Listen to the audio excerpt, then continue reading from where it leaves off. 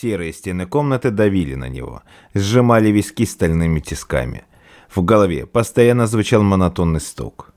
Гвозди вбивались в его сознание, один за другим. Каждая мысль была гвоздем, который вгонялся в плоть мозга, оставляя кровоточащие раны.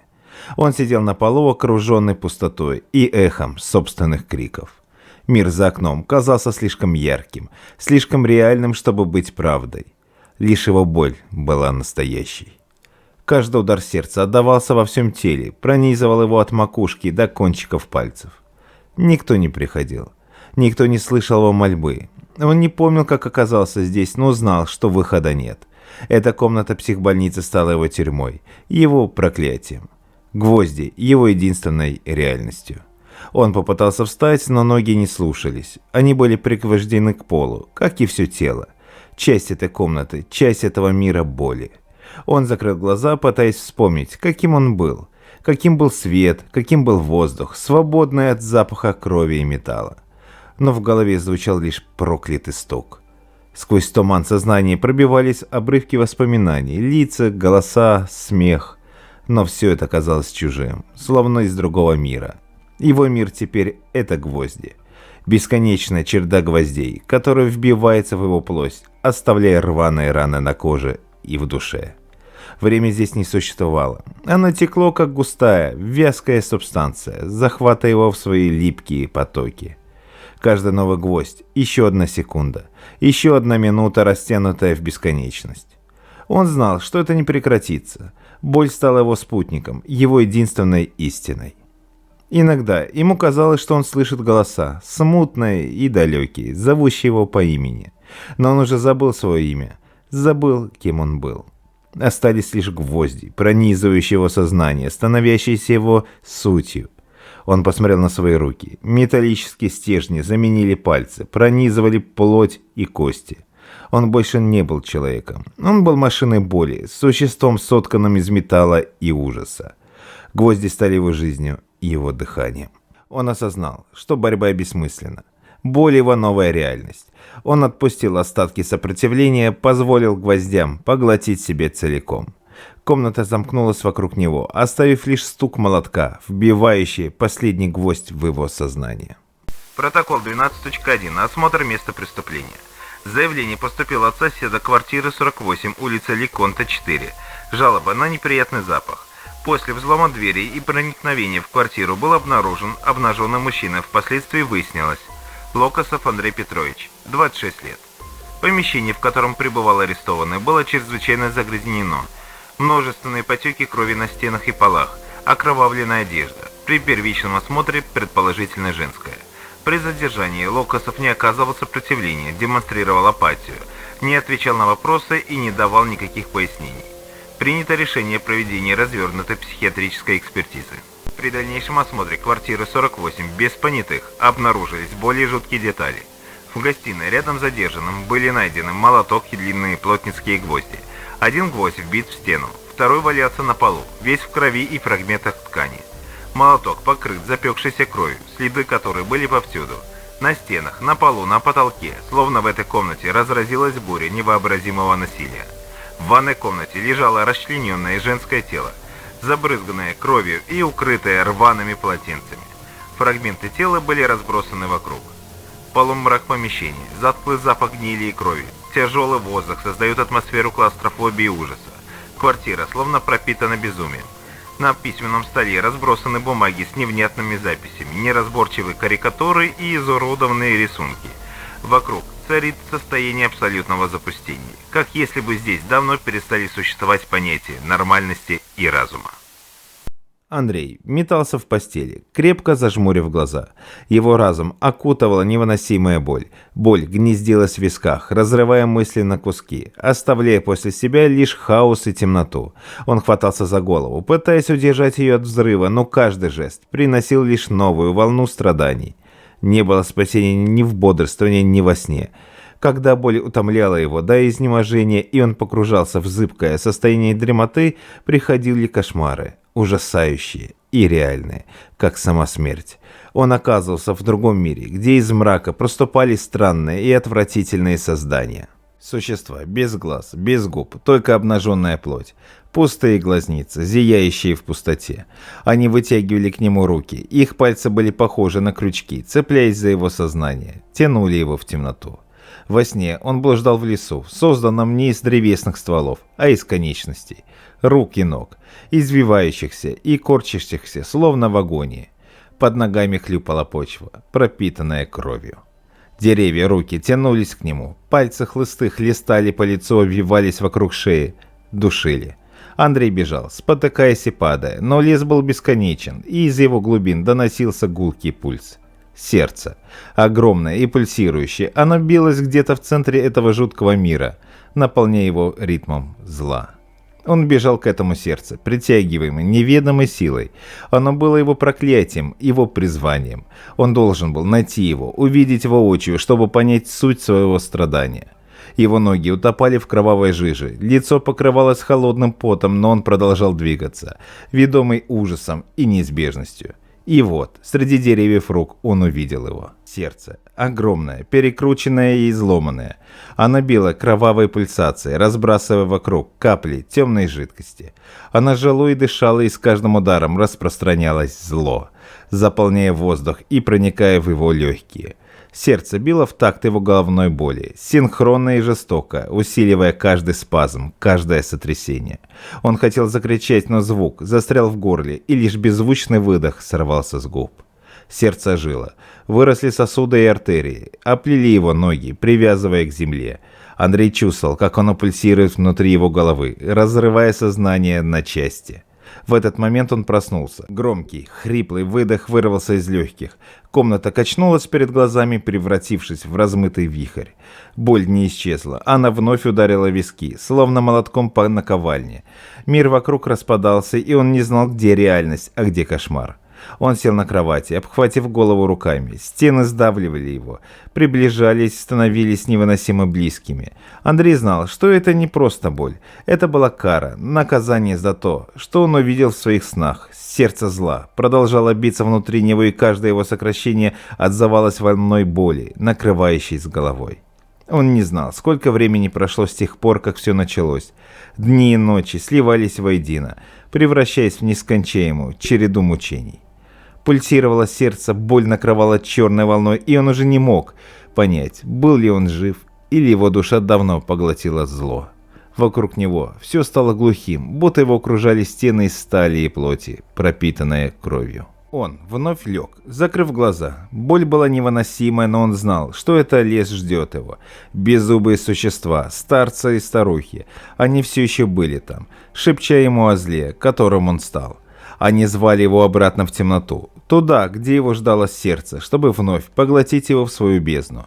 День за днем сливались в один непрекращающийся поток боли и страха. Андрей существовал не живя. Головная боль стала его постоянным спутником, словно тень, от которой невозможно избавиться. С каждым днем она лишь усиливалась, превращаясь в непрерывный ритм, подчиняя себе каждую мысль, каждый жест. Он избегал сна, зная, что каждый раз его будет ждать этот проклятый лес, населенный беззубыми существами и пульсирующим сердцем зла. Спал урывками, просыпаясь в холодном поту со звоном гвоздей в голове. Боль была везде, пронизывая его сознание насквозь, не оставляя ни единого уголка для спасения. Время потеряло смысл. Утро сменял день, день сменял ночь, а он все так же сидел, скрючившись в углу комнаты. Иногда он пытался выйти на улицу, но мир снаружи казался чужим и враждебным. Громкие звуки автомобилей, людские голоса – все было слишком реальным, слишком ярким, как чужая реальность, которой он больше не принадлежал. Андрей пытался найти облегчение в алкоголе, но виски лишь ненадолго притупляла остроту ощущений. Боль не отпускала, только замедляла, становясь глухой и тягучей, как резиновый шар, сжимающий его голову изнутри. Он курил одну сигарету за другой, надеясь, что хотя бы дым заполнит эту пустоту, забьет эту дыру, из которой сочится зло. Однажды ночью, промозглый и холодный, он стоял на балконе, облокотившись на перила. Город внизу жил своей жизнью, пульсируя огнями, чужими и далекими. Он допил последний глоток виски, чувствуя, как теплая волна алкоголя скатывается по горлу, оставляя после себя легкое жжение. Сигарета медленно тлела в его пальцах, а он смотрел на нее, словно не понимая, что это и зачем. И вдруг взгляд его упал на пол. Там, среди мусора и пепла, лежал молоток и 2 длинных гвоздя.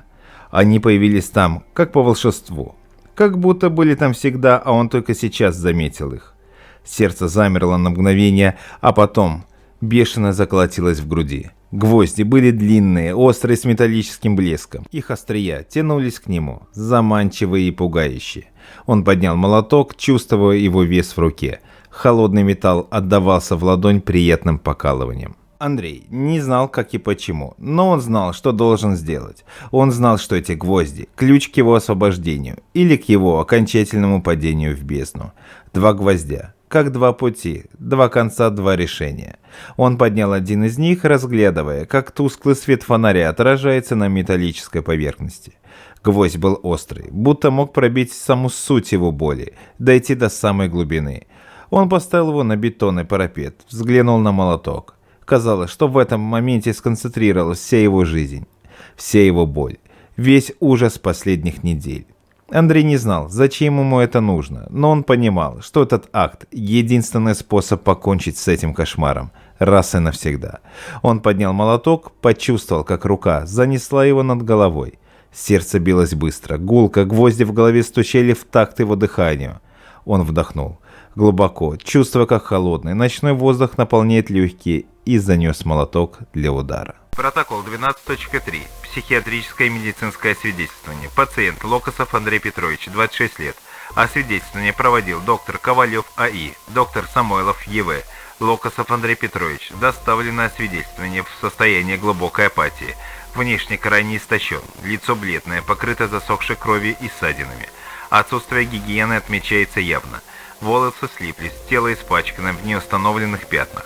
На лице застывшее выражение отрешенности, взгляд пустой, не сфокусированный, будто он смотрит сквозь людей и предметы. Пациент не идет на контакт, не реагирует на вопросы, не демонстрирует никаких эмоций. При попытке задать ему прямой вопрос или обратиться к нему, сохраняет молчание. Иногда слышится тихое бормотание, бессвязное и лишенное смысла. При первом осмотре зафиксировано шептание неразборчивых фраз, в которых улавливаются слова «гвозди», «сердце», «зло». Речь без внятного контекста, интонация монотонная, тихая. Локосов явно находится в состоянии глубокой психопатологии. Отмечаются признаки тяжелого психоза с яркими элементами деперсонализации. Пациент кажется оторванным от реальности, полностью погруженным в свой внутренний мир. Мимика скована, движения замедленные и неуклюжи. В редкий момент активации может внезапно перейти к резким, бессмысленным действиям, как будто реагирует на внутренние стимулы. Наблюдаются признаки сенсорных галлюцинаций. Локосов часто прислушивается к чему-то невидимому, поворачивает голову, как будто слышит несуществующие звуки. Зафиксированы случаи шепота и повторения одних и тех же слов. Содержание его бредовых идей, вероятно, связано с мучительными переживаниями, концентрирующимися вокруг боли, самоистязания и какого-то сердца зла.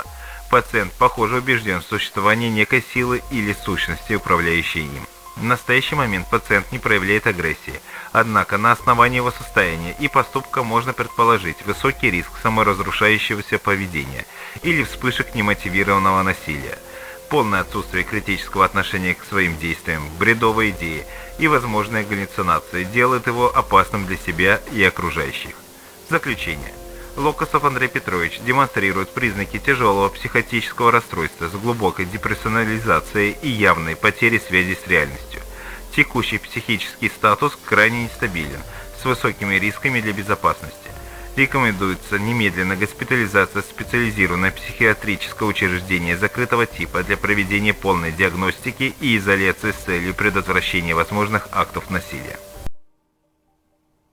Андрей стоял на балконе, дрожа от смеси холода и того, что он собирался сделать. Гвоздь в руке казался теплым, словно был частью его самого, продолжением той боли, что разрывало его изнутри. Молоток казался каким-то нереальным, будто детской игрушкой, но вес его был настоящим. Мышцы напряглись, и он знал, что сейчас произойдет. Силой и решимостью, которую он не знал в себе раньше, он приставил острие гвоздя к своему лбу. Но он уже давно перестал чувствовать себя нормальным. Гвозди и молотки стали его реальностью, и он знал, что нужно вбить это проклятие прямо в свой мозг, чтобы, возможно, наконец обрести покой. Он занес молоток над головой и, не давая себе времени на раздумье, ударил. Удар был точным, резким. Металл пронзил кожу, череп, войдя в мозг.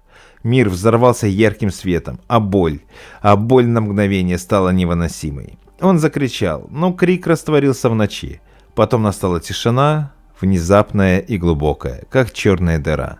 И вдруг боль отступила. Откуда-то из глубин разума пришло странное ощущение облегчения, как будто нечто внутри него сломалось, уступило под тяжестью гвоздя. Андрей медленно выдохнул, ожидая, что вот-вот умрет, что сознание потухнет, как перегоревшая лампочка. Но смерть не пришла. Мир вокруг был все еще здесь. Балкон, город, зима, холодная ночь. Он был жив. В груди разлилось чувство дикого облегчения, даже радости. Он посмотрел вниз и увидел, как тонкая струйка крови стекает по лбу, капает на бетон.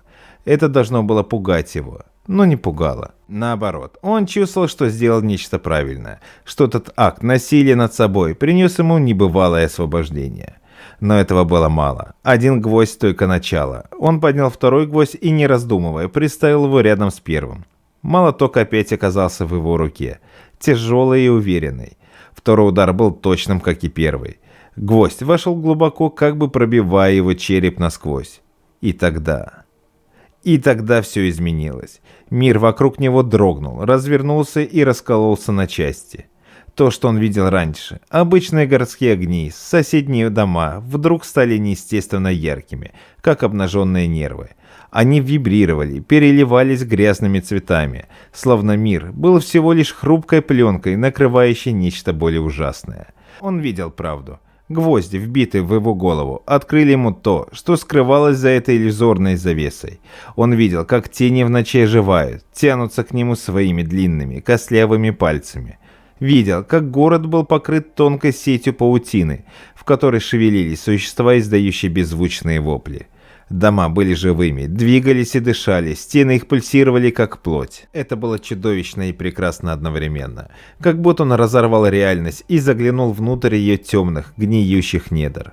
Все стало странно ясным, как будто гвозди в его голове вытеснили боль и заменили ее новым пониманием. Он видел истинное лицо мира, его жуткое, извращенное лицо, и он не мог отвести взгляд. Парень пошатнулся, шагнул назад, с трудом удержав равновесие. Боль, что разрывала его дни и ночи, отступила, отступив месту чему-то более глубокому и пугающему. Теперь он знал, что его мучения были лишь подготовкой к этому моменту, к этому видению. Он стоял на балконе, глядя на искаженную картину мира. Гвозди в голове пульсировали в такт с биением его сердца. И Андрей знал, что пути назад больше нет. Он стал частью этого кошмара, частью того самого сердца зла, которое теперь билось в его груди. Протокол медицинского осмотра. При первичном осмотре были замечены аномальные образования в области лба и висков. Проведенная рентгенография выявила наличие двух металлических предметов, заглубленных в черепную коробку, предположительно гвозди. Гвозди расположены в области лобных долей. Один из них пролегает вдоль левой лобной кости, другой ближе к височной. Металлические предметы вошли под углом, и их расположение указывает на самостоятельное нанесение ран. Извлечение гвоздей было проведено в условиях экстренной хирургии под местной анестезией из-за нестабильного состояния пациента. Процедура началась с осторожного разреза тканей, чтобы добраться до гвоздей и минимизировать дополнительные повреждения. Во время извлечения первого гвоздя пациент внезапно начал кричать, несмотря на анестезию, демонстрируя признаки острого болевого шока. Звуки, издаваемые Локосовым, больше напоминали вой, отражающий непереносимый внутренний ужас и страдания. Сразу же после извлечения второго гвоздя пациент впал в состояние тяжелого болевого шока. Его глаза широко раскрылись, зрачки расширились до максимума, а лицо исказилось гримаса невыразимого ужаса. Он начал метаться на операционном столе, выкрикивая бессвязные слова. Примененные успокоительные средства не дали эффекта. Пациент остался в состоянии агонии, вскоре перейдя в неконтактное состояние. После извлечения гвоздей Локосов продолжает демонстрировать признаки острого болевого синдрома. Боль явно носит не физический, а психогенный характер. Однако ее сила настолько велика, что пациент пребывает в пограничном состоянии между сознанием и обмороком. Попытки вербального контакта с пациентом остаются безуспешными. Врачи фиксируют состояние крайнего психического и физического истощения, сопровождающееся постоянным пронзительным криком, словно боль пронизывает каждый уголок его сознания. Заключение. Локосов Андрей Петрович пребывает в критическом состоянии после извлечения 2 гвоздей из черепа. Пациент впал в болевой шок, что указывает на возможное повреждение болевых центров мозга или на глубокий психогенный эффект от утраты народных тел. Рекомендуется немедленная госпитализация в отделении интенсивной терапии с круглосуточным наблюдением и проведение последующих психиатрических консультаций для оценки дальнейшего лечения. Андрей стоял на балконе, все еще ошеломленный открывшейся перед ним истиной. Его мозг пульсировал под весом гвоздей, но боль уже была не той, всепоглощающей, что разрывала его на части. Мир вокруг приобрел иной облик, искаженный, жуткий, истинный. Он мог видеть, как за фасадами домов прячется тьма, как в воздухе скользят невидимые глазу сущности, пожирающие свет. И тут раздался звонок в дверь. Резкий, раздражающий звук заставил его вздрогнуть. Андрей, все еще слегка покачиваясь, направился к входной двери. Молоток все еще сжимался в его руке. Он не знал, кто это может быть, да и вряд ли это его сейчас волновало. Он был в другом измерении, где звонки в дверь не значили ничего. Но за дверью была она, его девушка. Та, что всегда была рядом, даже когда он терял контроль над собой. Она занималась оккультизмом, увлечение, которое когда-то он считал странным, но безобидным. Ее квартира была полна книг о древних ритуалах, странных артефактов и свечей, которые никогда не гасли. Ее холодные пальцы всегда были пропитаны ароматом трав и воска. Она стояла на пороге, глядя на него с легкой тревогой. Ее глаза блестели в темноте, большие, глубокие, как черное озеро. Андрей смотрел на нее, но теперь с гвоздями в голове он видел ее иначе. В ее глазах он заметил отблеск чего-то хищного, как будто под маской знакомого лица скрывалось нечто чуждое и опасное. «Ты в порядке?» Ее голос прозвучал мягко, но в нем была странная нотка. Она шагнула внутрь, и на мгновение ему показалось, что ее лицо исказилось, вытянулось, а кожа стала бледной, почти прозрачной. На ее губах промелькнула тень улыбки, а в воздухе повис запах, странный, тягучий, смесь сладкого и гнилого. Он отступил назад. Молоток выскользнул из его руки и глухо ударился о пол. В его глазах появилось выражение ужаса. Она шагнула к нему, и с каждым ее шагом он чувствовал, как силы покидают его. Ее глаза неотрывно смотрели на него, блестящие и холодные. Андрею показалось, что изо рта девушки торчат острые клыки, готовые вонзиться в его шею. Андрей попытался заговорить, но слова застряли в горле. Он не мог отвести взгляда от ее лица, которое теперь выглядело как маска вампира, жаждущего жизни. Внезапно ему стало ясно, что все эти дни, недели, месяцы она вытягивала из него жизненные силы, медленно, незаметно. Она была источником этой боли, этих кошмаров. Она стояла перед ним, наклонив голову в бок, словно изучая его реакцию. Губы ее снова скривились в той странной улыбке, а Андрей почувствовал, как его голова вновь начинает пульсировать. Гвозди в его черепе звенели, словно реагируя на ее присутствие. Его мир сжался до этой одной комнаты, до этого одного момента. «Ты выглядишь странно». Ее голос прозвучал теперь насмешливо. Она шагнула ближе, и он почувствовал ее дыхание на своей коже. Оно было холодным, как ледяной ветер. Он знал, что если она дотронется до него, он пропадет, растворится в этой ночи, в этом ужасе. Улыбаясь, он наклонился и поднял молоток с пола. Рассуждение следователя. Я стоял у окна, вглядываясь в серое небо. Этот случай с Локосовым не укладывался в голове. За мою карьеру мне доводилось видеть немало ужасов, сталкиваться с невыносимой жестокостью. Но то, что я увидел в квартире 48, заставило содрогнуться даже меня. Это был не просто очередной акт насилия, это было что-то большее, что-то, от чего веяло настоящим ужасом. Гвозди в голове Локосова, это образ никак не покидал мой разум. Я видел, как их извлекали из его черепа. Длинные, покрытые кровью и чем-то еще, словно часть его самого.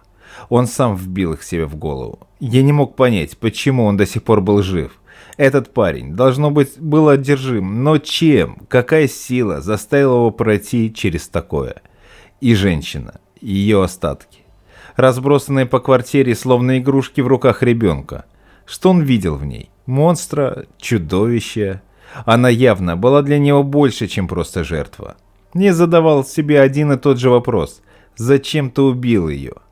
Когда я наконец спросил его, Локосов взглянул на меня, и я увидел в его глазах пустоту, которая пронзила меня до глубины души. Он произнес почти шепотом, но каждое его слово впилось мне в сознание, как гвозди в его голову.